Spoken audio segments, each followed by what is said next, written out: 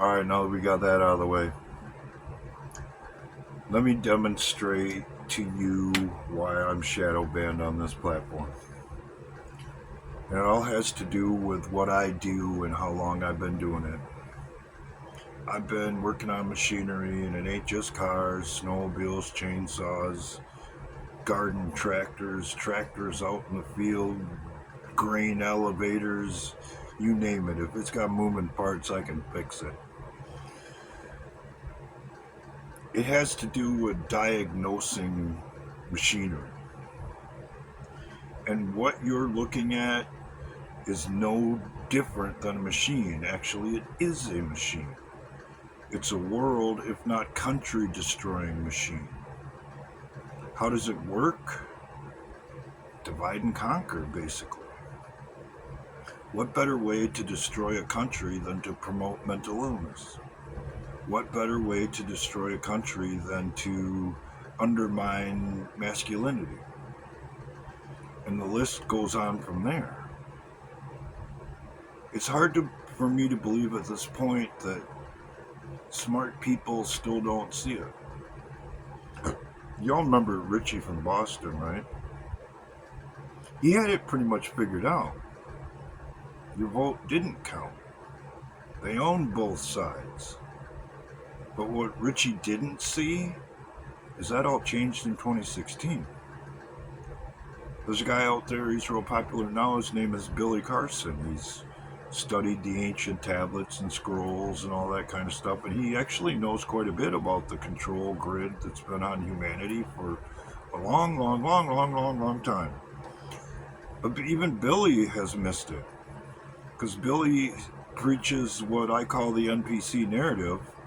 It's just a different wing of the same bird and same side of a different coin. When it's pretty freaking obvious, if you're willing to look at the whole machine, that everything changed in 2016. If that wasn't the case, then they wouldn't have spied on Trump's campaign. They wouldn't have come up with the Russia hoax. They wouldn't have tried to impeach him twice.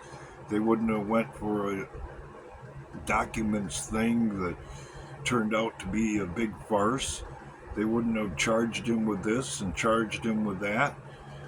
And they sure enough wouldn't start shooting at him.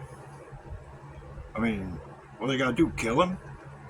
And it's still gonna be a distraction? Really? A lot of y'all are really concerned about people's impression of you based on your big brain.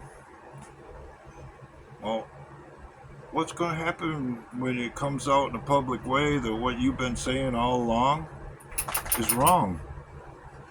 That goes right out the window, and your credibility is shot for a long time, because whatever's on the internet, it don't never really go away. And people will be able to come back and say, well, you were wrong about this and you were wrong about that, and all because you weren't willing to look at the whole machine. Just because this part over here has failed doesn't mean that this part up here didn't make it fail, and so forth and so on. What better way to destroy a country than to promote mental illness? What better way to destroy a country than to undermine masculinity? And if you take all the groups that are out there, be it the climate change people and this and that and all the trendy, stupid stuff that people are into, where do they lead? Where does it go back to? It goes back to the left. And if you combine all them people together who are under the left's control, who's running the machine? Who built the machine? I'm not saying there aren't other players on the other side that are just as dirty as they are. But overall, the left runs this show. The left runs the machine, or built the machine, that's eating your country. And you're going to look pretty silly when the time comes and you missed it.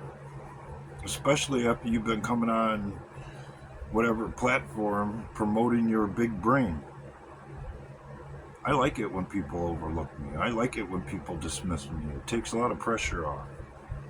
But I had this figured out based on my experience with machinery long, long time ago. My mistake was talking about it too soon, pointing out the obvious. Because to me, obviously, it got somebody's attention, and that got me kicked off the platform. How I got back on after 6 appeals, I'll never know. But it's never been quite the same since. And it never will be, because I'm on to it. And you're not.